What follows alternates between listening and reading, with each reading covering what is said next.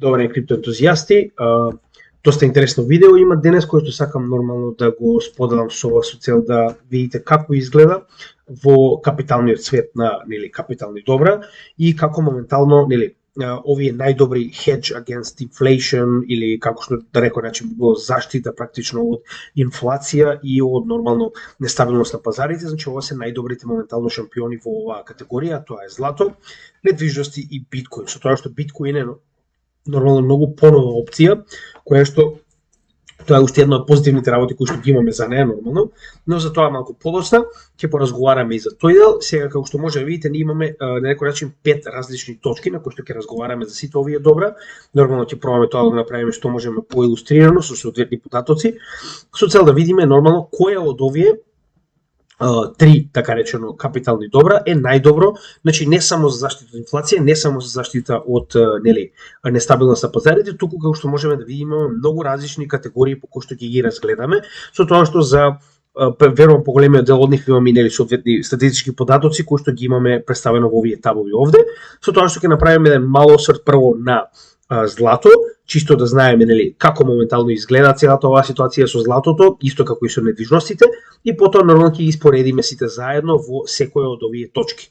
Со тоа што прво ќе преминеме преку големина на пазар и нормално подточки од типот на потенцијал за заработка во однос на големината на пазарот, историска споредба на заработката помеѓу овие капитални добра, што е и најбитниот дел да бидеме реални. Дали имаат ограничена или неограничена количина, се однесува на дали може да имаме ново настаната количина или ново произведена количина, во која форма е начинот на кој ги поседувате и инвестирате во нив, значи колку е сигурно да ги поседувате, трошок на трансактирање на капиталното добро и негова промена во друга вредност, транспорт, дали може да биде отуѓена против ваша волја, подложност на губење на вредност, старење, рушење и така натаму, стабилност на цената на капиталното добро, дали може да бидат користени како секојдневна валута и дали може да бидат лесно поделени на помале количини, како и последното, дали можете да си го дозволите како капитално добро, нормално.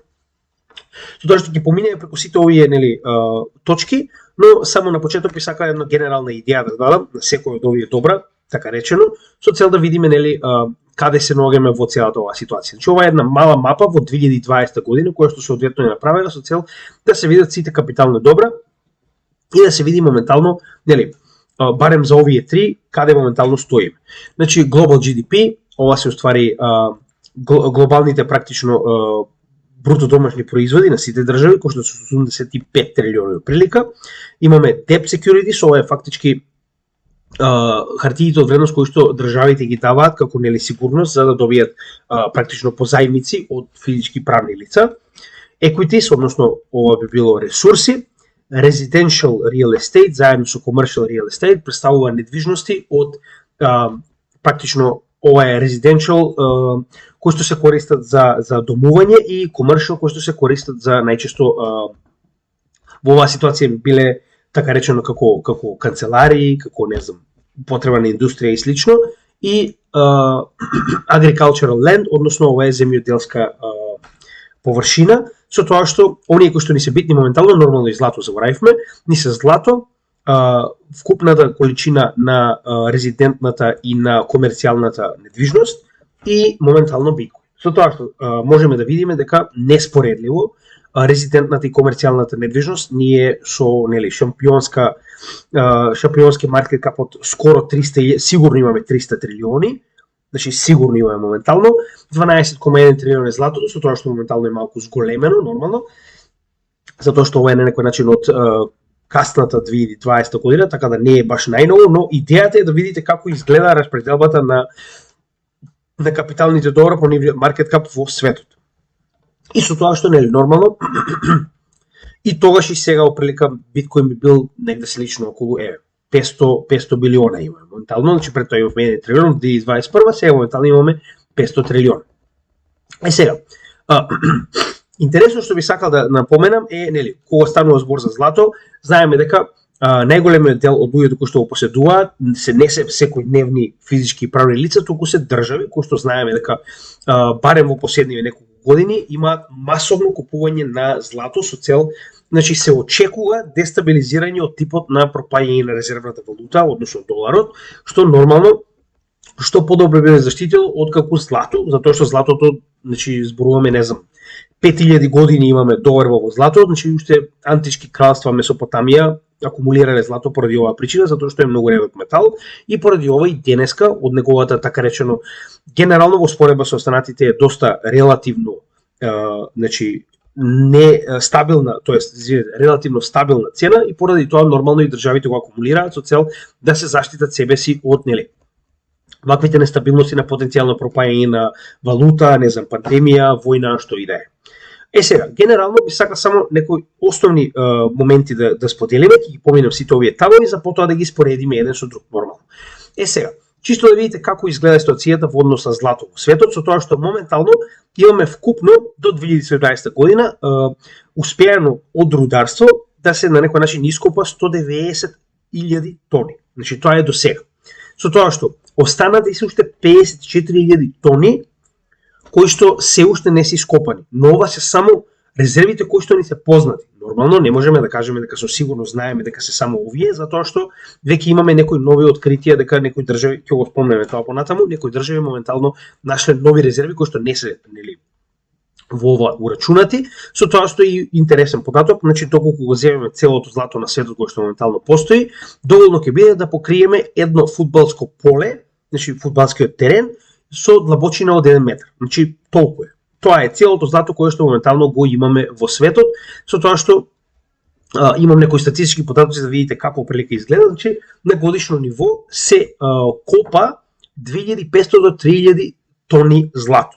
Значи тоа ни е на некој начин инфлацијата која што имаме, практично ново ископаното, ново произведено злато. Значи имаме ново произведено злато секоја година, тоа што нормално ова варира, нели, за разлика од биткоин кај што не варира.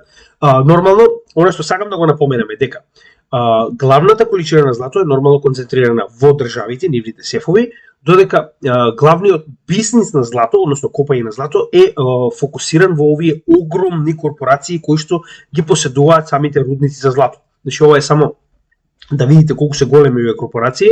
Значи моментално ова се најголемите, ќе ги земеме да речем првите 5, сите се над 20 билиона долари по маркет кап, значи зборувам за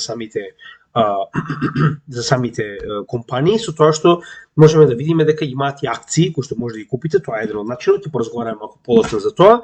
Значи во оваа ситуација и ова е доста централизирано. Значи на некој начин овој тип на инвестиција ви е исклучиво зависен од компанијата во која што би инвестирале. Ова нема да го спомнеме сега, само чисто да видите, нели е оприлика како изгледа, значи во однос на тоа каде моментално е најфокусирано, кои се најдобрите рудници. Ова се топ 10 рудници во светот, потврдени на овие две мапи, значи ова се идентични мапи, но само сакав да го потврдам ова и со вас. Значи познатиот и најдобриот по производство златен рудник е во Невада, во Америка, со 115 тони годишно.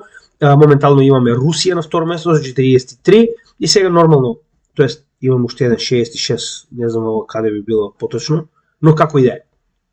Идејата е дека ова се главните локации каде што нели се копа самото злато, но зошто е ова битно? Битно е дека ако вие не се наоѓате на овие локации, значи е многу потешко и многу поскапо да се дојде до овој ресурс за да може да го акумулирате, но за тоа ќе поразговараме малку подоцна и нели ова се веќе основни факти во однос на тоа што ни е битно за разговарање, сега нема да ги спомнеме. Начинот на кој што може да инвестираме, за тоа ќе поразговараме исто така малку подоцна, исто и за real estate. Мислам дека генерално тоа е се, ова останато е веќе споредба на споредба на едни со други, така да нема моментално да го спомнеме, ќе почнеме практично со споредба. Значи, зошто немаме многу податоци за real estate, ќе користиме некои што ги имаме директно за споредба, затоа што за разлика од златото кој што е нели уникатно, злато е, тоа е и биткоин, значи недвижностите се доста пораспространети со различен тип на пазар, со различен тип на вид на конструкции, цена, во однос со каде се наоѓаат, така да е малку тешко да се направат ваков тип на едноставни публикации како што е на пример мапа на најголеми рудници на злато. Значи можам да ви покажам каде е најскапо да се инвестира, но тоа нема да ви смени многу со оглед на фактот дека вие нема да инвестирате во недвижности во Сингапур, каде што е најскапа недвижноста моментално, нормално ќе инвестирате каде што се наоѓате локално. За разлика од тоа, златото е битно затоа што ова се изворите од каде што доаѓа овој ресурс. Додека за разлика, значи во недвижностите се многу на некој начин Пак ќе кажам, значи ако не инвестирате во некој поголем фонд кој што инвестира во недвижности, значи дека инвестирате директно во недвижности кои што се блиску до вас. Иначе нема логика оваа инвестиција. Нема логика да имате инвестиција во недвижност во не знам Австралија, вие се наоѓате во Македонија. Така, која е поентата? Ќе поразговараме и за тоа нормално, значи темата е малку обимна, има доста податоци и затоа ќе гледаме да бидеме што поконцизни од точка на точка за да биде малку поорганизирано се тоа нормално. Значи вака, прво зборуваме за големина на пазар. Зошто е ова битно? Знаете и сами она што го разговаравме од типот на колку помали е пример. Во претходното видео кога разговаравме за алткоини. Колку помали се алткоините во нивниот маркет кап, толку поголем потенцијал имаат да направат добивка за вас. Затоа што многу помалку пари треба да влезат во капитално добро за вие да имате практично добивка. Така, како што кажавме, значи кога разговаравме за алткоините, рековме дека ако сакате да дуплирате вашата вредност на инвестиција во биткоин, од 500 билиона треба да дојде на 1 трилион. Тоа значи дека 500 билиона капитални фиат вредности треба да влезат во биткоин, значи луѓе со 500 билиона вредност да купат биткоин за вие да добиете дупло на вашата инвестиција и цената од 26 да достигне 52.000 по еден биткоин. Така. Сега, кога веќе тоа го разговараме, нормално рековме дека колку се помали маркет каповите на пример на алткоините, толку е полесно. Полката моментално од 6 билиона треба да стигне на 12 билиона за вие да добиете дупло на вашата инвестиција. Споредбено тоа, значи не можеме тоа да го гледаме за недвижностите, но можеме да го гледаме за злато. Односно, златото моментално има маркет кап од 12,1, верувам дека е сега малку повеќе. Еве, чисто ќе погледнеме Gold Market Cap. Чисто да видиме колку е моментално, 13, значи се пораснало за 1 трилион, но ми разбирате идејата. Значи тоа значи дека за да добиете дупло на вашата инвестиција, вие треба ова маркет кап да се дуплира, односно од 12 да стигне до 24. Така, сега за да видиме како изгледа тоа, вака ќе направиме Gold Market Cap chart. Да видиме како растел маркет капот на злато. Еве чисто да видите како прилика тоа изгледа и да видите колку е тешко практично да порасне. Еве гледайте. Значи истиот варира. Тоа е уште поинтересно што не се дуплира така лесно. Значи гледате што 2010 година да имаме маркет кап од 7,69. Така. Значи истиот пораснал, но од 7,69 до 9,38 вие се добиле некои 20%. Така, толку е заработката, а сте чекале цели 2 години. Со тоа што потоа паѓа и да не заборавиме ова се огромни суми. Тоа значи дека два пати, значи во овие 2 години колку целиот, еве чисто за оние кои што го следат криптопазарот нормално, значи целиот маркет кап на криптопазарот моментално треба два пати да влезе во овие години за да го добиете оној профит од 20%.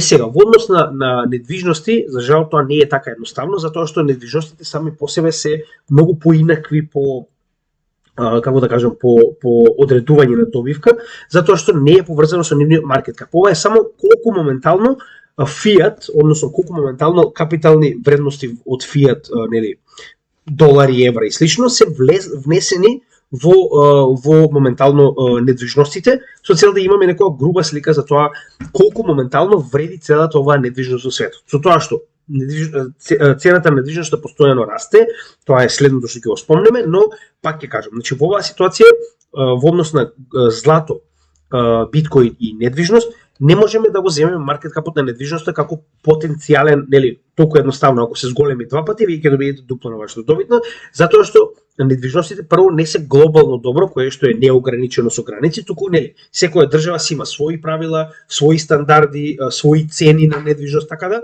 е многу поразлично и не можеме така едноставно да дадеме одговор на ова прашање, но ќе дадеме во следниот аспект, затоа имаме подточки, значи потенцијална заработка во однос на големината на пазарот. Како што кажавме, злато му е потребно дупло од маркет кап за вие да добиете дупло од вашата инвестиција. Значи ние имаме отворено некои чартови овдека за да го споредиме сето тоа, со тоа што само моментално да ги најам, значи ќе започнеме вака. Сега рековме прво злато, затоа што веќе го спомнавме златото, само да видам каде се моментално вака. Значи колку моментално изгледа годишна добивка во однос на само момент. Значи за жал не ми е да чартот, затоа што треба да се плати, нели, ова е некоја нивна статистичка компанија, како и да е, но на овој чарт овдека можеме да погледнеме, значи буквално најголемите добра, како што е инвестирање во securities, во ситуацијава на држави, како што се обврзници, нели, и слично, каде што на годишно ниво, отприлика од 71, значи зборуваме 50 години, од 2022 година, би имале средна добивка од 7,78%, тоа што нормално варира. Значи во секоја година имате плюс и минус. Средно би било дека до сега би добиле негде околу 7,78% плюс на овие 50 години чување на злато во како инвестиција, така. Со тоа што, значи, еве да споредиме нормално, можеме да видиме овдека дека, значи заборавете ги овие две, не е битно. Значи, гледате, она е тоа што ја кажувам, средна вредност. Со тоа што гледаме дека, значи има години кај што се имале 24%, но потоа имате години како 2015-2014, каде што ќе сте биле минус 6 или 8% во однос на оно што сте го заработили. Сега, тоа е во однос на, значи, затоа и велиме, во оваа ситуација ви нуди некоја реална сигурност, односно ви нуди некоја реална стабилност на цената, но не и профит. Значи, затоа е многу битно кога ги споредуваме и работи дека споредбено биткоин ќе видиме со златото, значи наскоро, моментално вие не може да очекувате некои екстремни профити од златото, се разбираме. Значи, на годишно ниво највеќе што направил во последниве, да речам, 9 години било 24%, 31, се извинувам, во 2011 година. Но се сеќавате, објасниме колку само пари треба да влезат во златото за вие да направите 31%. Значи, огромна сума. Вие треба да имате практично 1,5 маркет кап на целиот крипто пазар во златото за вие да добиете 31%. Што значи дека релативно за стабилност е добар, затоа што вас ви нуди 7,78% во последните 50 години. Значи вие постепено не само што сте го заштитиле вашиот капитал од потенцијална загуба и инфлација, вие сте добиле 7,78% во профит, со тоа што да не заборавиме дека нормално ова е во противредност на фиат, односно во, да речем, во долари, така. Што значи дека пак инфлацијата делува на вас. Зошто? Затоа што на крајот од денот, значи вредноста на златото расте, но и цената на доларот се намалува. Што значи дека колку повеќе се зголемува инфлацијата на доларот, толку повеќе фактички ви јаде од овој процент на вредност. Затоа што колку повеќе се намалува вредноста на доларот, автоматски златото добива на вредност. Но тоа е само фиктивно добивање на вредност. Значи пак на некој начин задржува истата оваа вредност, со тоа што губи поради тоа што доларот изгубил на вредност, се разбираме. На некој начин доларот и златото ако се на исто рамниште, со тоа што доларот постојано има инфлација и вие практично добивате на вредност на вашето добро со тоа што постојано доларот губи. Значи, како што разговаравме, да речем, во оваа ситуација со инфлацијата моментално.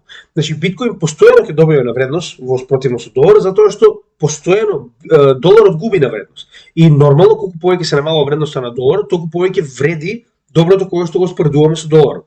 Сега, нели, ајде да не регулуваме толку, ќе зборуваме чисто за, нели, профит, така да без вклучување инфлацијата, значи едноставно колку од ова би било позитивно. Значи генерално ако го земаме златото како заштита од инфлација е сосема во ред. Но значи ова е средната вредност која што можеме да очекуваме од злато е како што можеме во последните 50 години, може ќе биде малку повисока наскоро затоа што гледаме дека имаме се поголем интерес, но ја пак не верувам дека ќе биде нешто многу повисоко од 7%, нека биде и 12%. Така, и расположен сум денеска 15% ќе им давам, да речем средна вредност во следниве 50 години. 15%. Дали тоа е доволно за вас? Значи за средна вредност кога станува збор за луѓе кои што навистина сакаат да направат профит, така. Значи не е така. Сега, втората ситуација која што треба да споредиме нормално е вредноста на недвижностите. Значи вредноста на недвижностите генерално се зголемува многу во последно време. Да бидеме реални. Ова е шемата на вредноста на недвижностите и гледаме дека еден просечен дом. Значи еден просечен дом, гледајте го. Доколку истиот во 2000 година, ова е значи 2000 година пред .com бумот, значи вредел околу 200.000, во 2008 година пред 2007 практично, пред падот на банките, значи вредел 800.000, што значи дека од 2000 до 2007 година за 7 години они практично добиле 400% профит. Со тоа што имало голем пад, нормално се вратиле цените негде колку да речем претходно, со тоа што значи гледаме од 2000 до 2021 овде ќе имаме информации, каде што истиот тој дом што во 2000 година вредел 200.000, сега вреди еден практично 1.200.000. Така, што значи дека добиле 600% за 21 година. 600%. Во просек пресметано 600% во оваа ситуација, нели кои што ги добиле во периодот од 21 година, поделени на 21 година, значи отприлика околу 30% биле плюс на годишно ниво, значи во просек зборуваме, 30% плюс на годишно ниво последните 20 години од .com bubble, нели од 2000-те кога имаме практично некое поместување на пазарот големо, па до сега.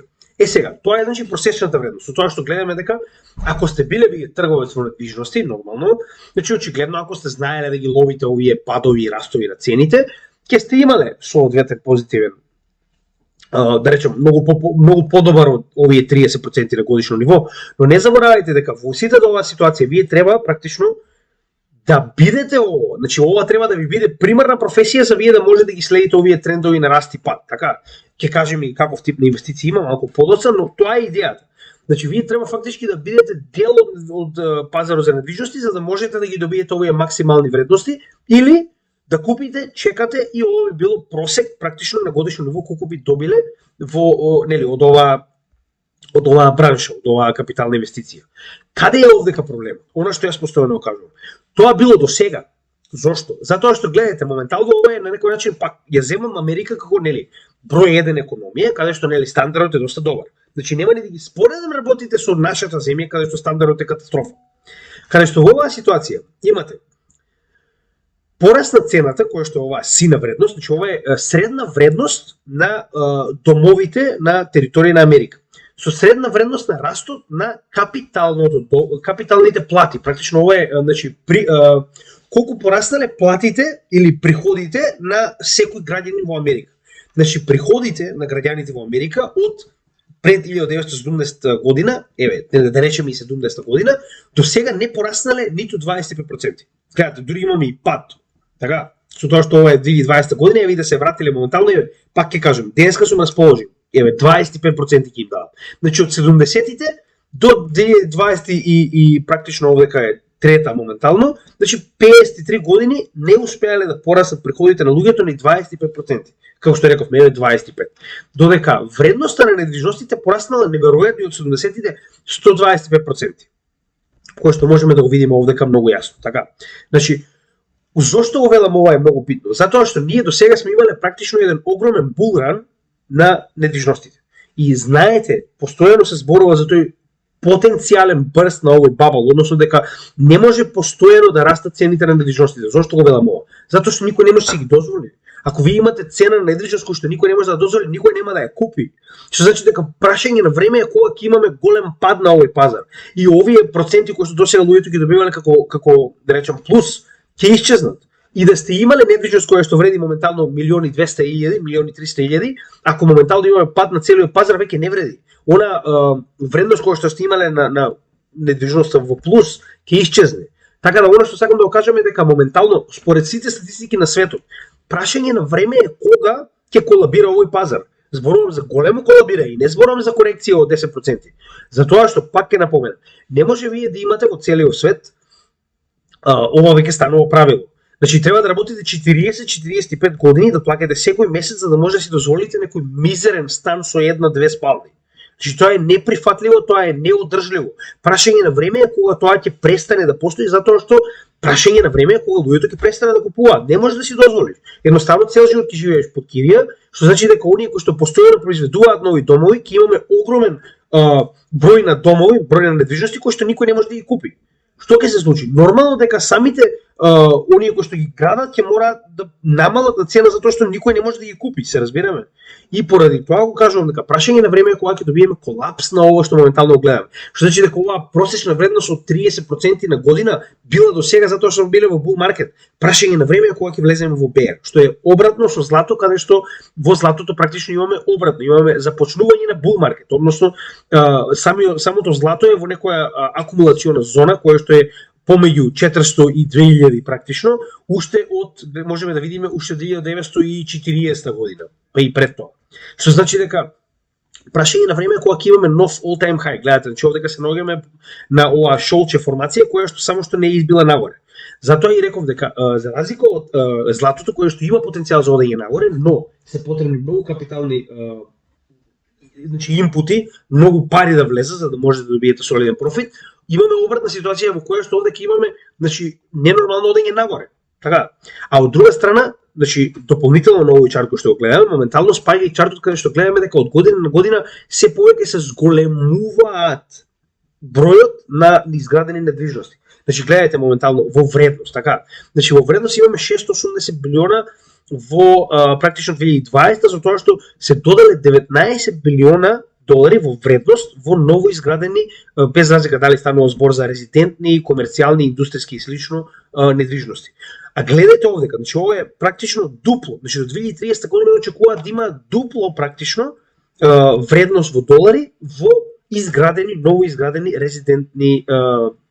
резидентни како и да е, недвижности, така. Што значи дека ова е неодржливо. Значи вие не може да имате едноставно, ако продолжува понатаму растот на цените и постојано произведувате повеќе недвижности, прашање на време кога ќе имате премногу недвижности, каде што на луѓето веќе не им се потребни. Значи зошто го велам ова?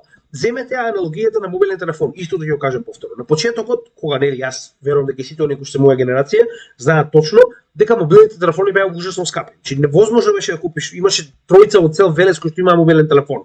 На страна тоа што изгледаа како фиксен телефон, значи нели.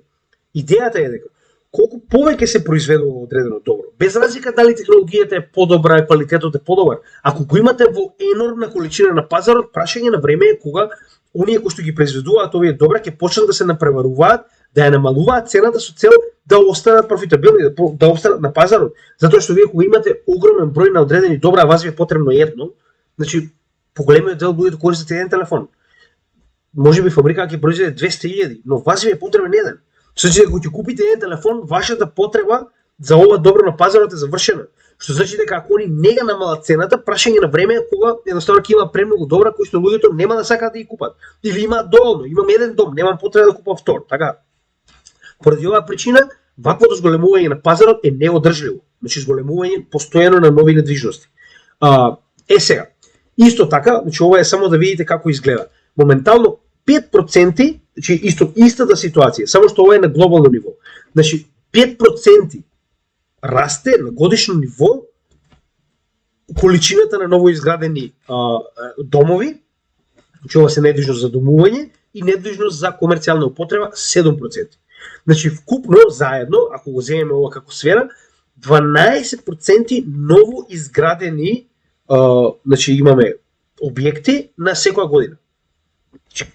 Вие ако имате 12% ново изградени проекти, објекти на секоја година, прашање на време кога веќе нема да имате потреба од нови објекти, се разбираме. Значи ние не се множиме толку брзо колку што се градат моментално објекти. Така да имајте го тоа предвид. Тоа е уште една од оние нели моменти и овдека иста интересна работа, што еве јас пак на некој начин дојдов далов премногу. Значи оприлика годишно да речем враќање, тоа го викаат ROI, така се нарекува ROI или поточно кажано Return of Investment, тоа значи ROI, ако имате некој да сретнете таков тип на скратенка, тоа е да знаете, нели? Дека моментално во последните 2 декади би имале профит од 10% годишно доколку сте инвестирале во недвижност. Значи, како што видовме до сега, имаме во оваа ситуација 7,8% во злато и 10% во недвижности. За тоа што јас бев доста даражлив, поради тоа што не земав во 2 декади, туку земав тоест во 2 декади. Ова е малку поинаку добро, како и да е. Проста математика направив, значи јас бев малку подаражлив од вообичаено, но оприлика 10%. Значи ова е официјална статистика од Инвестопедија. Сега, значи можеме исто да го видиме дека на годишно ниво во последните 20 години расте постојано вредноста на недвижноста. Тоа е реално, да. Но пак ќе се навратам на истата ситуација. Не може постојано да расте. Прашање на време кога ќе добиеме солидна корекција. И еве исто така и овдека е на некој начин зошто 10%, затоа што овдека можеме да видиме дека во однос на тоа кога сте инвестирале, значи гледате имаме различна ситуација. Значи инвестирање во недвижност не ви носи директно, значи да имате профит, не знам, за 2 месеци. Значи тоа е многу битна работа. Злато и недвижности ви бараат да имате инвестиција од како што можеме да видиме. Значи колку подолга инвестицијата, толку поголема е практично потенцијалната добивка. Значи ако сте инвестирале во 2020, нормално нема и да имате, туку ќе бидете во минус. Значи сега гледате како се движиме наваке 3, 5, 10, 15, 20, 30, имаме 38, 95 и сега ова е тој период каде што имавме практично 2006 и 2001, тоа се двете кризи, значи dot-com bubble и финансиската криза со банките, затоа е практично помала, па имате 95 и нормално 30 години ќе имате прилика околу 105. Но пак за 30 години вие сте добиле само дупло на вашата заработка, се разбираме. Значи само дупло. Реално, значи пак, ова е во просек на некој начин. Но ако се тоа го споредиме со моменталната добивка на биткоин, дури и година за година, иако овдека сега интересно е тоа што затоа го земав ова како чарт. Значи овдека е многу интересно покажано. Тоа вели вака. Значи моментално споредбено ако сте внеле во недвижности и во S&P 500 би добиле отприлика 10%. Значи овдека буквално го објаснува тоа дека на некој начин на крајот од денот е идентична, значи во просек, она што го гледаме во просечна заработка со чартот на S&P 500. Затоа и го најдов овој интересен чарт кој сакам да споделам со вас. Евак. Значи ако тоа било да речеме од година на година заработката на недвижности, овдека практично ги имаме трите добра кои што можеме да ги споредиме од година на година return of investment, ROE, она што го кажав. Така. Сега овдека само да видиме од кога е практично почнато, значи 10 години наназад. Со тоа што ова е започнато, ако не се лажам, од 2020 година. Само не сум сигурен да видам. Да, 2020 година. Значи од 2020 година, каде што ние практично од 2020 година се уште bear market, не го заборавајте тоа. Значи ако сте инвестирале една година, ќе сте биле 275%, 17-19. Со тоа што ова е на некој начин замена за недвижност. 2 години. Така. Значи можеме да видиме дека нормално разликата е во тоа што биткоин е цикличен. И овие се циклични на многу поголем циклус, значи кајнев циклусот најчесто е 10 години, не е и повеќе нормално, не е како ке биткоин во оваа ситуација, со тоа што гледаме дека во секој случај, гледано на нас за 10 години, значи немам потреба ни да ги читам бројки, несразмерно е колку моментално голема добивка вие имате во биткоин. Повторно се враќаме на фактот дека премногу е мал маркет капот на ова добро, за да можеме да споредиме со овие, каде што пак ќе кажам, многу голема иницијална инвестиција е потребна за вие да добиете, не може ни блиску до ова, барем првава која што имаме во годинава. Така, значи гледано на назад, пред 9 години, пред 10 години ако сте имале, прост пример, значи највеќе што сте можеле е 197 во S&P 500, така речено слично со во оваа ситуација недвижностите, 39 злато и мислам дека нема потреба ни да го кажам ово, 7 милиони проценти, но повторно, не сите го фатиле биткоин толку рано. Значи нормално, генерално во последните 10 години биткоин не е шампион, е апсолутен шампион. Сега, тоа е само во однос на делот со профитабилност на пазар во последниот период. Гледано, значи јас сега веќе кога го спомнувам ово, нормално ќе ги споделам овие работи, овдека можеме да видиме, значи и процентите на биткоин во претходниве, практично 10 години од 2011 година, каде што гледаме дека и на годишно ниво пак е неспоредливо со овие добра. Значи неспоредливо. Највеќе што можеме да извадиме, како што кажавме, од недвижности, ако сме купили и продале во 2020, сме продале, во 2000-та, сме продале во 2021 година, би било 600%. Така. Значи гледајте ги годиниве засебно во биткоин. Значи да не сме ги чувале во последните 10 години, да сме купували и продавале. Така. Значи гледајте ги цифри. Да, имаме bear market 2014-2018, што сема нормално. Но гледано од аспект на генерална заработка е неспоредливо. Така, значи очигледно нека не може да се направува. Завршува се. Во однос на сега овдека исто имаше нешто интересно сакав да ви покажам во овој чарт. Да. Значи ова е биткоин споредбено со најдобрите акции во че нема ни да споредуваме со недвижност злато кои што се генерално значи за зачувување на цената во однос на инфлација, во однос на флуктуирачки пазари и нестабилност се добри, но во однос на заработка мислам дека е апсолутен шампион, нема тука што да се разговара. Значи дури во последниве аспекти, да не го зимаме од почетокот каде што едноставно не може да се напреваруваат со него. Гледајте каде се наоѓаат, гледајте каде се наоѓа. Значи во цела друга класа се наоѓа, така. Потоа ова е биткоин против се друго, се останато, тоа што овдека ги имаме. S&P 500, Nasdaq, 10 годишна Treasury Yield, ова е практично хартија од вредност на Муника, злато, сребро, се, така. Значи пак неспоредбено. Значи во однос на профит немаме што да разговараме. Истата ситуација и овдека во однос на најголемите компании, не само во нивните недвижни, туку во маркет капот на најголемите компании. Значи ова е едно од моите омилени, каде што доколку сте ставиле $100, ова е против вредност која што би ја добиле во последниот период од 10 години во однос на останатите нели инвестиции кои што се можеле да ги направите, така да неспоредливо е дека моментално најдобра инвестиција која што сте можеле да направите во последните 10 години е биткоин. Верувам дека во последните 10 години е истата ситуација, но не со толку голем процент на добивка нормално. Значи, ова е на некој начин првата точка, затоа што е најбитна, затоа и малку повеќе се задржавме нормално. Сега, направиме историска споредба на заработката помеѓу овие капитални добра, со тоа што гледаме дека биткоин е, значи, неприкосновен шампион, значи не иде во предвид. Потенцијална заработка во однос на големината на пазарот, истата ситуација, затоа што се наоѓа на многу маркет кап биткоин и понатаму ќе биде апсолутен шампион. Значи, како што кажавме, треба преголема сума на пари да влезе во овие добра, како што се недвижности и голд и злато, за да имате на некој начин барем блиску до она што моментално може биткоин да го направи за вас. Биткоин има само 500 билиона, помало од компании, се разбираме. Затоа и велам дека постојано во овој аспект, во однос на зачувување на вредноста на долг период, не само што ја зачува, туку ја труплира, десетплира, се разбираме. Значи, зашто го велам ова? Ако вас ви е потребно само да заштитите од инфлација, во ред, златото е добро. Недвижностите се исто така. Но ако ви е потребно и за добивање на добивка, мислам дека нема што повеќе да разговараме. Така да јас верувам дека секој би сакал да има добро кое што ќе му носи и поголема добивка, не само да го заштити од инфлација и од нели наставеност на пазарот, со тоа што мора да забележиме дека ова е исклучиво од аспект на значи да одржите на долги стази, се разбираме. Значи вие не може да го споредувате во 2014 година. Нормално е дека ќе има негативна, се разбираме. Значи истиот бил во пат цела година, од 737 на 322. Истата ситуација 2018 13 на 3. Така да поради овие причини зборуваме за долготрајни инвестиции. Тоа е многу битна работа. Следно нешто за кое што ќе разговараме, дали има ограничена или неограничена количина. Значи од овој аспект, прво мораме да ги извадиме недвижностите веднаш. Значи недвижностите постојано ќе имаат раст. Зошто го велам тоа? Прост пример. Веќе го спомнавме, ќе го спомнеме пак.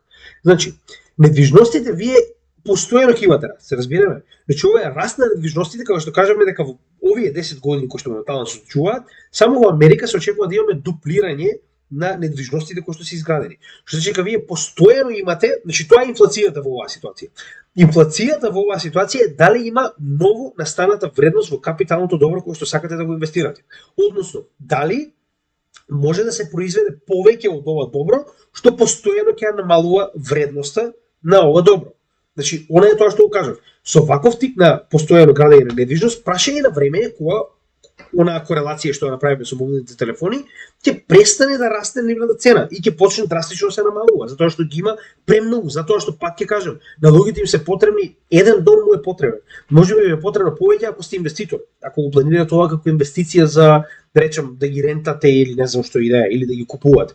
Но генерално вас не ви е потребно постојано да има нови, затоа што на тој начин се создава инфлација, се создава практично како што кажавме, како долар, многу едноставно. Колку повеќе го принтате, толку повеќе се намалува неговата вредност. Колку повеќе градите, толку повеќе се намалува нивната вредност. Логична корелација. Сега. Исто така, иако моментално општо познато е дека, нели, веќе знаеме која е значи според досегашните проценки, моментално ние имаме 190.000 тони кои што се изрударени и 54 тони кои што топарва треба да бидат најдени, изрударени, така. Но, оно што постојано се заборава е дека испаѓаат ваков тип на вести, каде што држави наоѓаат нови златни резерви, така. Значи, ова беше доста пред само една година, не е цела година помината, 2022 година, значи во јуни 2022 година, каде што Уганда прогласи дека нашла нови 31 милион тони на злато во својата територија.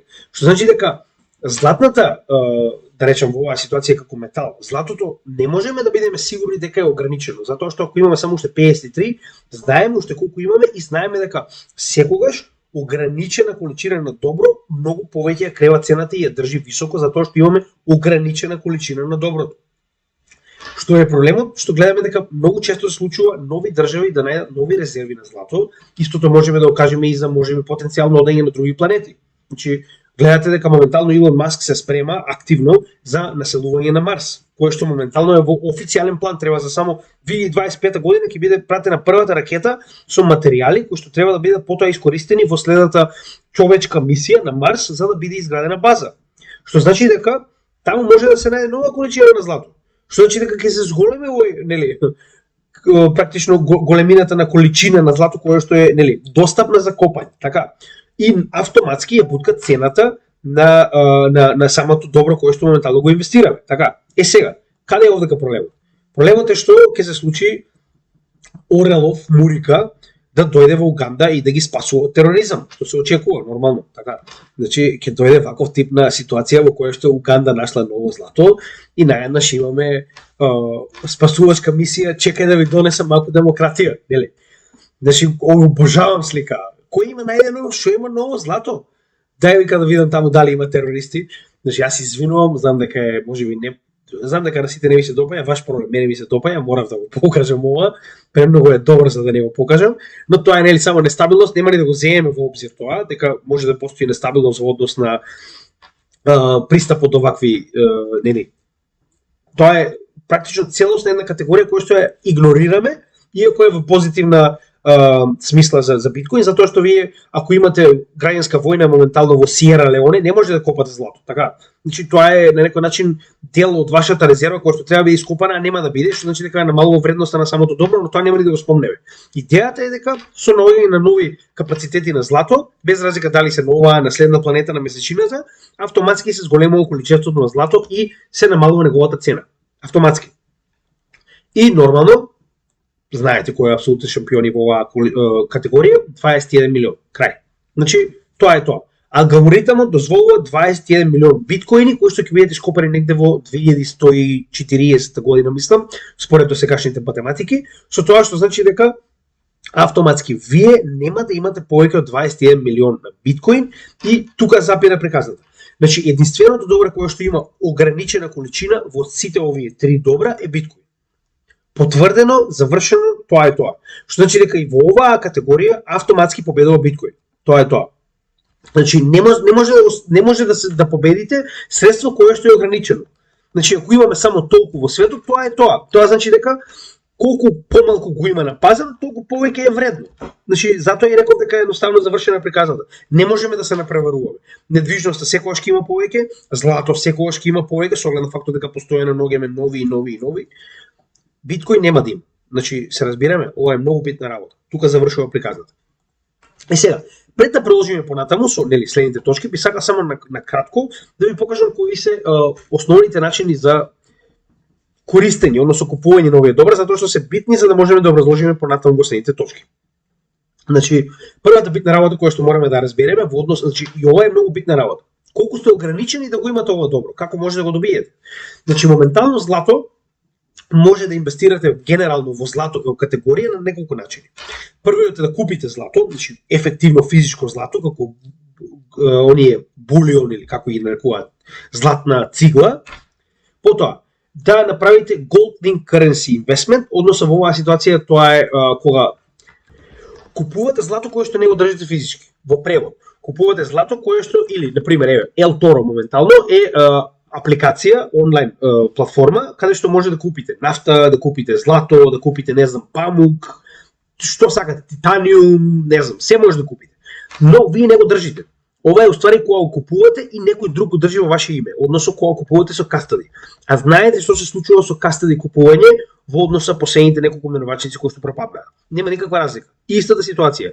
Никој нема вас да ви донесе сега, не знам, еден танкер нафта поради тоа што сте го купиле на El Toro. Ако пропадне El Toro, тука завршува се. Ни ќе добиете нешто, ни па некој ќе ве обештети. Gold ETFs or unit trusts, ова е практично кога купувате ETF е, како што рековме, хартија од вредност која што е во противвредност на цената на златото. Така, значи вие фактички држите хартија од вредност која што е поврзана со цената на златото, нема да нарегуваме повеќе, но на некој начин пак ова треба да биде заменето од одредена институција. Што значи дека вие не држите злато, вие држите само хартија од вредност која што некоја институција ви ветува дека ќе ви промени во соодветна количина на пари во случај да дојде ситуација во која што на пример сакате да го замените ова назад за пари, така. И gold mining stocks, она што го спомнавме овде, значи практично да инвестирате во самите компании, без разлика дали станува збор за купување на акции или пак станува збор за едноставно купување дел од самата компанија. Иако акциите практично се дел од самата компанија, но има различни начини на кои што може да инвестирате во овие компании. Некогаш, значи не купувате акција, туку купувате дел од рудник. Така. Значи сето тоа ви носи некој одреден начин на заработка, нормално, секој од овие зависно со тоа што верувајте ми, може да го исклучите ово. Значи јас ви кажувам веднаш, прво купување ваков тип на акции на Елтор не е купување на акции, значи јас ви кажувам, се додека немате пишан договор кој што вие се исклучиле директно со компанијата, како што на пример кај нас се прави тоа на акционерско друштво, значи на акционерска седница, така речено, каде што се продаваат овие акции, вие исклучувате договор за купени акции, каде што вие тоа го правите директно со компанијата, а кога го правите преку некоја платформа, вие немате акции, вие имате само некој бројче на екранот. Се разбираме? Значи немој да си правите филмови дека вие поседувате акции. Да, ако пропадне таа платформа, толку. Значи платформата има акции во Франко Невада, се разбираме? Не вие, туку платформата. Ако платформата пропадне, голема веројатност дека ништо нема да добиете. Сега, следно што треба да спомнеме, нормално е начинот на кој што може да инвестирате во оваа ситуација во недвижности. Првата е значи сега ќе прегледаме сите опрлика, rental property, значи нормално, вие практично да купите одредена недвижност и да ја користите за кирија, практично за рентање, односно да ја издавате на некој да ја користи истата. Real Estate Investment Groups, значи REIX во оваа ситуација вие фактички купувате, но разликата е во тоа што кога вие директно давате на некој под кирија, односно на закуп, нели да го користи објектот на недвижност, вие фактички се задолжени да го поправите, да бидете овде ако нешто се случува со него, така. Додека овдека вие ја купувате недвижности и ја давате на ваков тип посебни агенции кои што ја работат во ваше име. Они добиваат дел од практично рентата која што ја плаќа човекот кој што е нели под закуп, а вас ви даваат поголемиот дел од рентата и они се тие кои што се занимаваат со сето ова, поправки, наплата и т.н. Нормално, исто така имаме и house flipping, значи house flipping во нашата држава тоа е малку, барем до сега не сум се запознат дека некој го прави, но идејата е дека вие купувате малку постара куќа, ја средувате, ја нели поправате, ја доизградувате што треба правите и ја продавате со тоа што разликата помеѓу купувната и продажната цена е уствари профитот кој што го правите. Но ова е професија, ова не е инвестиција, ова вие треба активно да го правите. И Real Estate Investment Trust, значи овдека каде што имаме оние големи конгломерати кои што купуваат огромни количини на недвижност, каде што вие купувате практично акции во ваквите конгломерати. Да речеме дека имаме некој голем конгломерат кој што се занимава со издавање на пример земјоделско земјиште, така. Значи вие фактички купувате акции во самата компанија која што го издава земјоделското земјиште. А додека профитот кој што значи оваа компанија го прави од издаденото земјоделско земјиште, вие го добивате како дивиденда, како профит за тоа што држите акции во ваквата компанија. Значи реално ова е возможно, но пак не заборавајте дека ова ако го правите преку платформа, пак ќе кажам, значи платформа каде што купувате нафта или ваков тип на акции, е исто како да купувате моментално биткоин на Binance. Значи вие не го поседувате, некој го поседува во ваше име. И само практично она, како да кажам, неформален договор кој што го имате е начинот на кој што вие сте поврзани со него. Ако не го извадите или ако се случи да пропадне, тука завршува целата приказна. Така да имајте го тоа препит. Најдобро од сите овие добра е кога вие директно го поседувате доброто кое што ви е потребно. Значи, ако вие поседувате злато, ако златото ви стои дома во сеф, тоа е најдобриот начин. Ако вие поседувате куќа, зграда, значи тоа е најдобриот начин. Не ако некој го поседува тоа во ваше име, или ако поседувате акции од компанија која што не знам копа злато или ме разбирате? Сега, во овој момент значи ова е само да видите како прилика може да инвестирате во овие добра. За биткоин нормално нема логика да разговараме, поголемиот дел го знаете, значи биткоин е добро кое што може да купите било каде, сега повторно. Потребно ви е да го купите, да речем, на платформа или можеби во личен договор со некој, каде што може да ви го прати директно на wallet, а е многу едноставно да се купи. Така да неспоредливо е колку потешко е да се инвестира во овие првиве две за разлика од биткоин во денешно време. Ајде кога бевме во 2016 година, да, каде што се уште не се ни знаеше, немаше ни од каде се купи. Но во денешно време е смешно некој да ми каже дека е полесно да купи злато отколку да купи биткоин. Зборуваме неризичен начин на купување, не имам злато на El Toro или на Forex. Значи, тоа не е злато, тоа е бројче на екран. Сега, во која форма е начинот на кој го поседувате и инвестирате во нив. Значи, објаснивме начините на инвестирање, сега ви јасно прилика нели како тоа изгледа. Сега, сега овдека имаме некои подпрашања во однос на начинот на инвестирање за да сватите колку е поедноставно да се држи биткоин за разлика од останативе нели капитални добра. Без навреда. Значи сите овие имаат соодветни позитивни и негативни нели особини, со тоа што во оваа ситуација гледаме дека биткоин е комплетно надмуќен. Сега, колку е сигурно да го поседувате? Значи, ајде, купете злато и ставете го дома во сеф. Купете колку ќе купите, не е битно. Да речеме дека можете да купите такви булиони нели мали и купе и ставете ги во сеф. И нели, слободно нека досене некој дека имате злато во сеф. Значи, идејата што е? Ledger Wallet или што и да е, или PAL или било каков трезор што и да имате. Значи може, не мора ни дома да го чувате. Одам у банка, го ставам у сеф. Не знам, правам некоја трип врата и го ставам во зидот. Никој нема ни да знае дека е таму. Никој нема ни да знае дека го имам. За разлика од тоа, едноставно, како вие прво, значи, голема количина на злато, како ќе изнесете од дом? Така, тоа е веќе друго прашање, нема ни да навегуваме таму. Недвижност во ред. Значи сигурно е затоа што е недвижно, се купувате, но повторно. Купете недвижно, се ставате така. Значи јас ќе ви кажам, дома во Велес имавме втор дом кој што нели остана од баба дедо. Значи ние моравме на секој 2-3 недели да одиме да ги поправаме џамовите, затоа што ако немате внатре човек, прашање на време кога некој ќе провали, ќе почне да крши, да си зима однатре што му треба. Значи само нека дознае дека вашиот дом е без никој во него. Така да мора да го рентате, не може само да го чувате и да чекате да му порасне цената. Истата ситуација до некаде и со злато. Нормално, на крајот од денот секој може да дојде дома со пиштол, без разлика дали е злато, дали е биткоин, секој дадете, нема тука муавет, значи тоа нели не е прашање на сигурност, но идејата е дека значи чување на USB кое што е волку големо и златна плочка, ако имате пример 10 кои што се прво тешки, второ треба соодветно место, значи пак ви треба сеф, не може туку така да ги ставите дома во витрина, така, или недвижност каде што мора едноставно барем ако ништо друго, дојдете да ја гледате од време на време, така ако не ја рентате. Генерално повторно биткоин мислам дека тепа во ова hands down, значи реално правиме ова, најлесно е и најсигурно е да го поседувате. Трошок на трансактирање на капиталното добро и негова промена во друга вредност. Сега, зошто велам трошок на трансактирање? Значи вие за да пратите биткоин било каде или да го продадете, се што ви е потребно е да го имате ова USB или каде и да ви стои моментално и да го пратите, значи за замена за фиат, значи колку е лесно да го промените во фиат, било каде може да промените биткоин. Значи вие не можете да го промените вие активно. Правите акаунт моментално на Кракен, го внесувате, го продавате, си ги зимате парите назад и тоа е тоа, значи на картичка, така. Значи многу едноставно. Од друга страна, колку е цената за продажба е основната цена на валутата, значи во моментов нели биткоин, колку е фито, со тоа што ако го правите директно од Ledger, вие не мора ни да го правите на пример на менувачица, може директно од Ledger да го продадете и да го замените за USDT, USDC, значи ќе имате stablecoin, така, што понатаму може да ги извадите на картичка.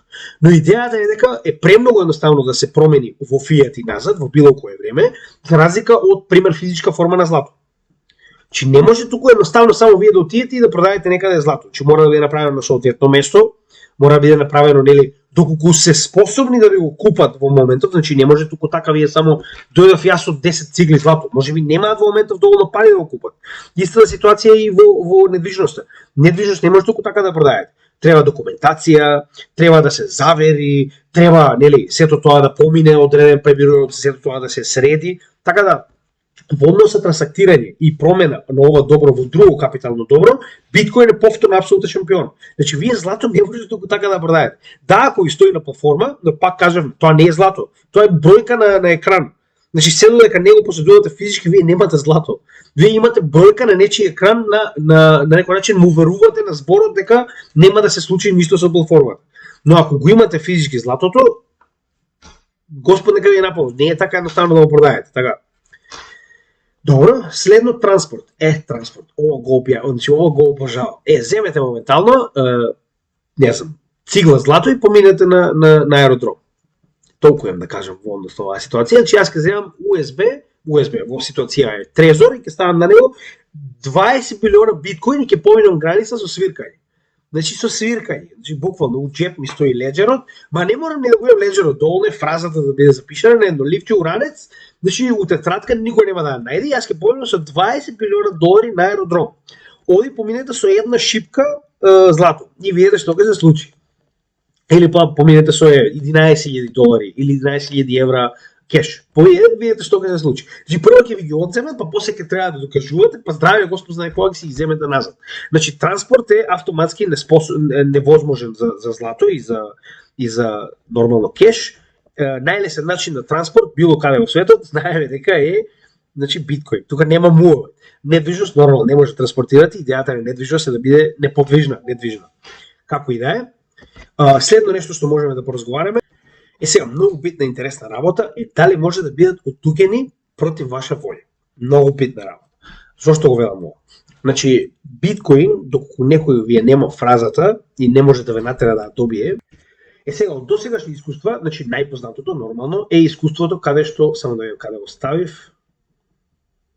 Добро, каде го оставив во само момент? Ево така. Значи во 1933 година на сите ни е познато дека кој да е Франклин Рузвелт, значи го спроведува актот со кој што практично се не конфискува, туку им се дава рок до одреден, да речем, период, каде што се што е злато мора да биде дадено во Федералната резерва. Односно, се забранува поседување на физичко злато од страна на физички и правни лица и сето злато треба да биде поседувано од самата држава, со тоа што вас ви даваат соодветен сертификат во однос на контра, нели, да речем, колку би било златото кое што вие сте го дали, кое што може да го замените во пари подоцна. Така да, значи може во било кое време, било која држава едноставно да одлучи дека вие не мора да чувате злато и дека мора тоа злато да го предадете. Че вие фактички злато е многу тешко да скриете, се разбираме. Дури и да сакате, вие не може да го скриете. Како го скриете? Значи станува збор за златна плочка, така. Додека за разлика од тоа биткоин, се што треба да направите е да запишете на едно ливче и да го ставите некаде. Значи ливче со фраза која што и волето каде што моментално го чувате биткоин. Гледаме дека тоа не е изолиран случај, туку е во Австралија, значи gold confiscation, конфискација, ова не е веќе доброволно, него конфискација во 1959 година. Нели, нормално, каде ако не е Обединетото кралство, значи 1966 година целосен бан на злато, така. Сега нормално, има и други некои, гледате, че имате Italy's gold donation, Germany's confiscation of Czech gold, Saddam and Fidel, Russia, како и да е. Значи идејата е дека има многу пати случаи во кои што државата автоматски ви забранува да поседувате злато. Што мислите вие дека ќе се случи во моментот кога ќе колабира доларот? Што мислите дека ќе се случи? Мислите дека нема ова да се случи? Дека секоја држава нема да рече, ајде сега сето злато од граѓаните да се даде во Народна банка или како е Централна банка, затоа што нели потребно е моментално за да успееме да поминеме преку сето ова. Реално, значи тоа е реална можност која што мораме да земеме опред, затоа што прашање на време кога некоја будала ќе каже, знаете што? Цело злато во државниот цев. Значи ќе ви дадеме ние во противвредност денари или евро, што и да е. Така.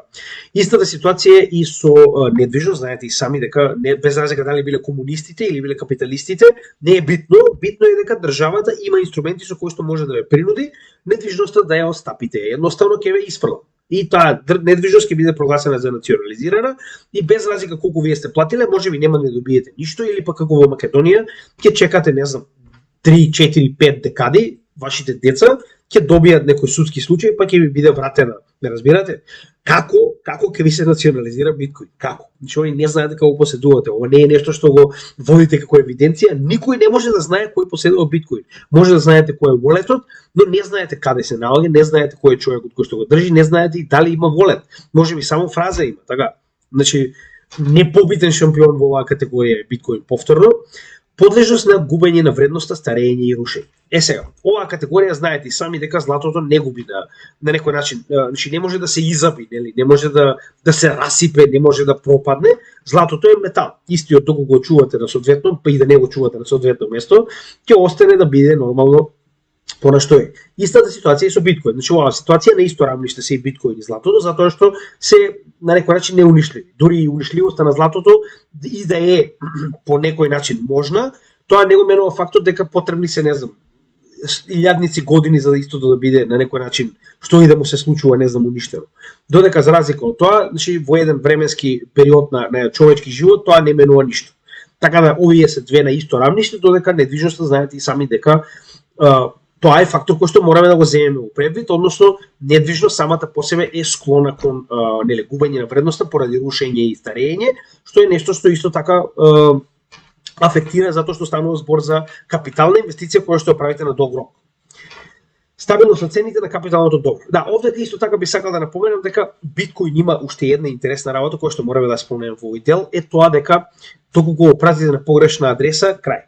Доколку изгубите фразата, крај. Значи, исто така, треба да бидете исклучиво паметни и внимателни во однос тоа како го чувате ова добро, затоа што многу тешко е да изгубите златна плочка или недвижност, но многу лесно е да изгубите биткоин со тоа што сте изгубиле фразата или сте го пратиле на непостоечка адреса кај што нема враќање, така да имајте во предвид, тоа е едно од негативните работи кои што мораме да ги спомнеме, дека на тој начин може да изгубите се што сте ставиле во биткоин. Значи, нели, ако не сте внимателни, нормално. Стабилност на цената на капиталното добро. Значи, стабилност на цената на капиталното добро во оваа ситуација, гледано од овој аспект, златото ја има најдобро. Зошто? Затоа што, како што кажем и сами, гледано од аспект на цената, значи истиот има многу мали варијации во овој огромен период. Така. Значи, од 1900, ова е, колко е, 22 како што е. Значи, започнува од 19. 1915 до 2023. Значи, активно зборуваме за повеќе од 100 години, 112 години. Каде што цената варира од 600 до 2000, што не е голема варијација. Значи, за толку голем аспект 112 години, варијацијата во вредноста на ова добро е највеќе добиена затоа што доларот девалвира првенствено, но како и да е, не варира толку многу. Значи, ова е реално стабилна цена, доколку станува збор за толку голем период. Значи, ова е повеќе од еден просечен, не просечен, туку од надпросечен човечки живот повеќе. Така, 115 години станува збор. За разлика од тоа, недвижноста, значи не можеме да го земеме истото, затоа што гледаме дека недвижноста како и биткоин има свои големи растови и падови, каде што станува збор за огромни, значи, проценти, но идејата во оваа ситуација е дали сте склони кон ризик или не. Затоа што, како што кажеме, ако споредиме на крајот од денот, нестабилноста на ваквите добра може да биде позитивна и негативна. Значи, да, овие се стабилни и да, може да ви донесат на некој начин стабилна, постојана, да речем, капитална вредност на оно што го чувате, но не го менува фактот дека нема да ви донесат голема профитабилност. Овдека се враќаме на првата точка. Дали ви е потребно добро кое што ќе ви донесе и многу голема профитабилност и покрај тоа што е нестабилно, затоа што нестабилноста во оваа ситуација е во нагорна линија. Значи, ваков тип на нестабилност сите посакуваме, така. Повторно е нестабилно, затоа што има огромен раст, но не го менува фактот дека е позитивна нестабилност. И сега, за сега, реално не гледам ја причина зашто тоа би престанало, затоа што се враќаме уште еднаш на првата точка. Маркет капот на биткоин е ништо. За разлика од златото кој што е, нели, во ситуација 13, нешто трилиони, маркет капот на биткоин е само 500 билиона, а да не разговараме за недвижностите. Така да оваа стабилност и нестабилност на цената е многу битна во однос на тоа што очекувате од доброто. Значи, оние кои што се на почетокот, јас искрено се сметам за почеток на инвеститор, кој што немаме направено 10 милиона долари или евра, значи, нас ни е побитно да направиме профит, за разлика од тоа некои кои што имаат 3-4 милиона и немаат потреба повеќе, доволно да ги инвестираат во злато, без разлика на кој начин ќе го направат тоа, ги имаат некоја стабилна постојана добивка, која што е доволно дури да живеете од неа. Така, но за разлика од тоа, ако сте на почетокот на инвестирање, реално правиме увек вас многу побитно е да имате ваков тип на колку и да е голема нестабилноста во позитивен аспект, отколку да имате значи, која е логика да, ако веќе зборуваме за инвестирање, која е логика да имате, како што кажеме, 7% на годишно ниво, кога може да имате многу повеќе. Така, значи разбирате што сакам да кажам. Сега повторно, ова не можам да кажам дека е апсолутно победник биткоин, затоа што ако ви имате голем потенцијал и ако имате многу пари, немате потреба од ризик, се разбираме, значи може да купите злато и или недвижност и едноставно тука да остане целата работа. Имате доволно пари, немате потреба од ризик, тоа е тоа. Но ако имате потреба од потенцијален ризик за многу голема заработка потенцијално, тогаш биткоин одговорот исто така нема што повеќе да се разговара. Дали може да бидат користени како секојдневна валута? Злато не. Че вие никаде не може да отидете со злато и да купите, не знам, сега да влезете, не знам, во некоја продавница и да кажете сакам да се купам банани денеска, злато ќе платам. Значи не. може да биде користено, да, било користено во минатото, но денеска реално не се користи. Мора да го промените прво во соодветни парични средства за да може да го, значи па на некој начин тоа вие, посебно ако имате физичко злато, тоа е процес. Че вие треба да го однесете златото, па да го продадете, па дури тогаш може да користите овие пари. Недвижноста повеќе од јасно дека не може, додека биткоин се повеќе и повеќе почнува, затоа имаме Lightning Network, каде што имаме огромно количество на биткоин кој што во било кое време со најобичен wallet може да го користите како парично средство. И се враќаме на ситуацијата колку лесно може да биде трансактирано во фиат, значи во парична валута, многу полесно, така. Значи за разлика од тоа вие не мора да чекате некој дукен златар да отвори да го продадете златото или што и да е менувачница, вие може да направите тоа онлайн во денешно време на било која платформа и одма да го имате на картичка, дури не мора да го продавате. Чи на Binance само го ставаш биткоин ако сакаш да користиш за плаќање и го имаш на картичката директно во противредност на долар или евро. Така да, значи нема тука муове дека биткоин е многу полесен за користење на секојдневно купување и продавање. Дали може да бидат лесно поделени на помали количини? Исто така многу битна работа, затоа што вие не можете да си купите банани да продадете цела плочка на злато, а немате ништо друго моментално, така? Што значи дека биткоин е, нели, исклучиво поделив, значи може да го делите како сакате, до 1 сатоши. Додека за разлика од тоа, недвижно злато се крута инвестиција, крут ресурс, каде што вие значи нема сигурно вие сега да седнете да сечете циглата златно дома за да купите нешто помало, значи нема логика така. Така да во оваа ситуација, значи златото е доста неефикасно во овој сегмент, исто како и недвижноста. И дали можете да си го дозволите? Исто така многу битна работа. Значи вие не можете да купите недвижност од типот ја ќе купам само пола соба, така.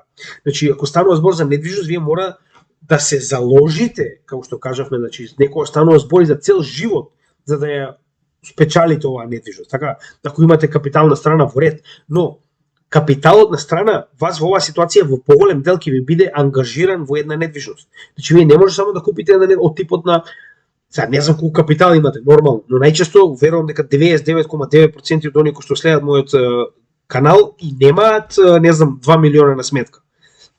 Така да и да имаат моментално 200-300 илјади, може да си купат еден стан, така, една куќа, толку може да купат, не може да купат 10. Значи во оваа ситуација вие не може да купите пола од куќа, значи дека поголемиот дел од капиталот ќе мора да го инвестирате во една инвестициона опција, така. Злато на некој начин исто. За жал, златото колку и да е моментално достапно, да речем дури ако купувате моментално на платформа, не го менува фактор дека пак треба да имате некоја одредена количина на пари за да купите злато. Значи не е само сакам да си купам во ситуација, не знам, $3 злато, значи не може да си купите. Да, може да си купите златен привезок, негде за $3, не знам, некое малецко нешто, се разбираме. Но идејата е дека, за разлика од тоа, овдека може да купите буквално $1 биткоин, се разбираме, пола долар, 30 центи биткоин може да купите. Значи, го доаѓа оној факт каде што вие фактички биткоин затоа што е толку делив, може да купите и многу мала количина во било кое време, значи нели на било кој од овие платформи бла каде и да е.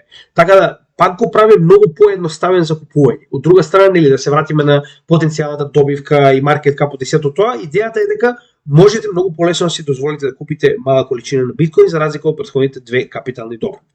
Така да ова е генерално нели сето она што го имавме да го кажеме, со тоа што нели дополнително нели овдека можеме да го спомнеме и халвинг циклусот кој што многу помага во намалувањето на нели наградата која што добиваат майнерите, со тоа ќе го зголеми нормално и понатаму вредноста на биткоин, со тоа што ова е посебен механизам што златото и недвижностите го немаат.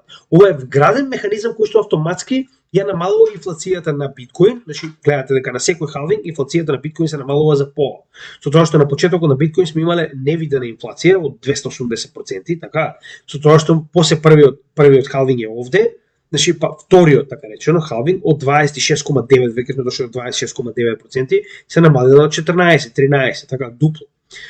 Втор халвинг од 8, тоест ова е трет халвинг нормално, од 8,8 се намалила на 4, од 3,58 во 2020 година се намали на 1,8, со тоа што сега моментално од 1,7 ќе се намали на практично 0,85. Што ќе има помалку од 1% на следниот халвинг инфлација. Значи, во ред, златото нема инфлација, но тоа не го менува фактот дека во оваа ситуација инфлацијата ќе постои само додека се копа. Понатаму кога веќе ќе се искупа целиот биткоин, веќе нема да постои инфлација. Инфлацијата е незначителна. Значи 0,7 80% е ништо, така 0,8%. Идејата е дека постојат вградени механизми кои што постојано ја зголемуваат вредноста на биткоин. Како? За халвинг може да погледнете во нашите специјални видеа, само запишете халвинг на нашиот канал и ќе видите нели се во однос на биткоин халвингот и нормално да не заборавиме дека нели некои одредени карактеристики на биткоин го прават незаменлив. Значи добро, irreversibility на некој начин е позитивна и негативна карактеристика, затоа што ова е добро од аспект дека не може никој да врати назад транзакцијата, па утре владата да ја врати назад транзакцијата со цел да ви конфискува нешто. Значи, чим еднаш ќе се прати тоа е тоа, но на тој начин и се губител, затоа што ако го пратите на погрешна насока, како што кажавме, сте изгубиле целата вредност. Confidentiality, многу битна работа. Значи, злато се знае кој купил, каде купил, како купил. За разлика од тоа, ако јас купам биткоин од некого на улица, му ги дадам парите, значи нема KYC, тоа значи дека имам целосна приватност. Само јас знам дека на овој новчаник поседувам биткоин, иако може да се најде нормално, леџерот е јавен, но никој не знае дека јас го поседувам лично тој новчаник. Тоа е поентата. Speed and global reach. Мислам дека овдека нема потреба да разговараме. Значи нема брз начин да се продаде злато. Ако треба да го транспортирам на некого во, не знам, во Јужна Америка, значи ќе биде потребно прво да биде пратено по соодветна нели сигурна пошта, па да има соодветно осигурување за него, бла бла бла, значи многу тешко. Биткоин било каде, било кога, било кој на кој. Значи денеска во овој момент немам потреба ни од транспорт, ни од банка, ни од документи, едноставно некого му праќам било каде во светот колку сакам. 10 милиона, крај. Никој не може да ви запре. Така, значи непобитно, нешто што не може да се спореди од останатите. Unrivaled security, зошто? Затоа што имате глобална мрежа на безброј компјутери кои што моментално работат на верифицирање трансакциите кои што се уствари мајнерите, кои што добиваат нели соодветна награда за ваквото работење. Што значи дека имате безбедност без преседан, моментално непобедливо. No restrictions, како што кажавме, значи нема било никаков тип на забрана. Ни има забрана на количество, ни има забрана на брзина, ни има забрана на тоа кој на кого ќе праќа, каде е, во која држава, значи не постојат рестрикции. Не може да ви забрана. Интернет е единствената работа која што ви е потребна за да пратите биткоин било каде. Државата ни знае, ни може да ви забрани, ни има начин како да ви ограничи тоа. Тоа им е проблем. Тука уствари е најголемиот проблем. Во однос на останатите, мислам дека рестрикциите се многу јасни. Controlled supply, како што кажавме, значи има единствена која што има финална количина, 21 милион, за разлика од останатите кои што нели, и debt free, биткоин нема долг. Значи за разлика од останатите, биткоин нема долг и нема да има. Тоа е тоа, биткоин, крај на муавет. Така да мислам дека беше многу јасно ово што го објасниме во видео. Се надевам дека оние кои што го гледаат нашиот канал, нели, ќе го проследат ова видео затоа што е доста битно и кога станува збор за нели некој кој праша зошто биткоин, мислам дека ова е едно од видеата кои што најлесно би му објаснило, затоа што кога станува збор за само криптосферата, каде што ние во овој канал многу повеќе се фокусираме, многу потешко е да се објасни. Односно, кога станува збор за биткоин, останатите криптовалути, они сето тоа гледаат како некоја таму мала сфера, глупости, седат во подруми, пишуваат програми, си прават нели интернет пари. Но кога ќе го споредиш вака очигледно со ствари кои што им се достапни, зборуваме недвижно, зборуваме злато, многу поблиску им доаѓа да може да видат уствари која е предноста и нели предности и негативни страни, и многу поедноставно може да разберат дека биткоин можеби не е толку нели фиктивна работа колку што нив тоа им изгледа. Така да, ако некогаш сакате на некого да го објасните, можеби ово видео е едно од најлесните начини тоа да го направите и затоа се надевам дека нели ќе уживате во истото, како и секогаш, значи може да видите дека работата на нашиот канал постојано продолжува со цел да едуцирање на македонците каде и да се, во Македонија или подалеку, со тоа што се обидуваме нели ова знаење кое што го имаме, да го споделиме со вас, со тоа што нели нормално примаме знаење од вас, како што може да видите по коментари, по соодветни понекогаш нели имаме и нели видеа во кои што имаме гости. Како идејата е дека ова е работата која што ја правиме за вас бесплатно, се што бараме од вас се оние стандардни YouTube штрања, like, share, subscribe и нормално ако имате некој што сака да научи малку повеќе околу оваа сфера, да го споделите овој материјал со него со цел нели да не биде трудно залуден. Така да ви благодарам како и секогаш за поддршката, нормално се гледаме во утрешното видео и имате добар ден од Крипто Гемиџи.